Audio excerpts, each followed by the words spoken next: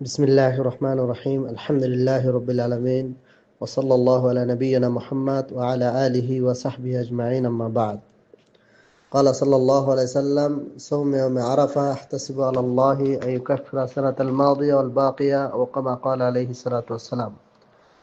সম্মানিত প্রিয় মুসলিম ভাই ও বোনেরা, আলহামদুলিল্লাহ, ইনশাআল্লাহ আগামীকাল ইয়াউমুল খামিস অর্থাৎ বৃহস্পতিবার, ইয়াউমে আরাফা অর্থাৎ আগামীকাল সমস্ত হাজিগণ আরাফার মাঠে অবস্থান করবেন। এই দিনে যারা হজ করতে যাবেন না, তাদের জন্য আল্লাহ রাসূল সাল্লাল্লাহু আলাইহি ওয়াসাল্লাম একটি আমলের কথা বলেছেন, বিশেষ আমল। সেটা হলো এই দিনে রোজা রাখা।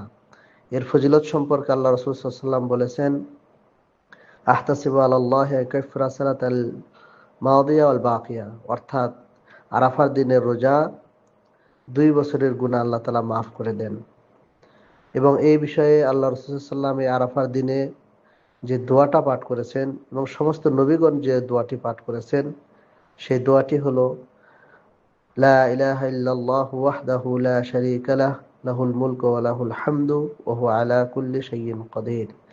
এই দোয়াটি আল্লাহ রাসূল সাল্লাল্লাহু আলাইহি ওয়াসাল্লাম করেছেন, ইতিপূর্বে নবীগণও করেছেন। ইহা ছাড়াও বিভিন্ন আরো দোয়া পাঠ করা যায়।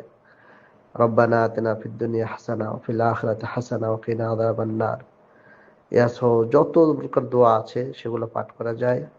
কেউ যদি আরবিতে দোয়া না জানে, সে বাংলাতেও ইনশাআল্লাহ দোয়া পাঠ করতে পারবে, কোনো সমস্যা নেই। আল্লাহ তাআলা আমাদের এই দিনের আমলগুলোকে কবুল ও মঞ্জুর করে নেন, আল্লাহুম্মা আমিন। উল্লেখ্য যে এই রোজাটা আগামীকাল, অর্থাৎ আজকে রাত্রেই সাহারি খেতে হবে, আগামীকাল রোজা রাখতে হবে।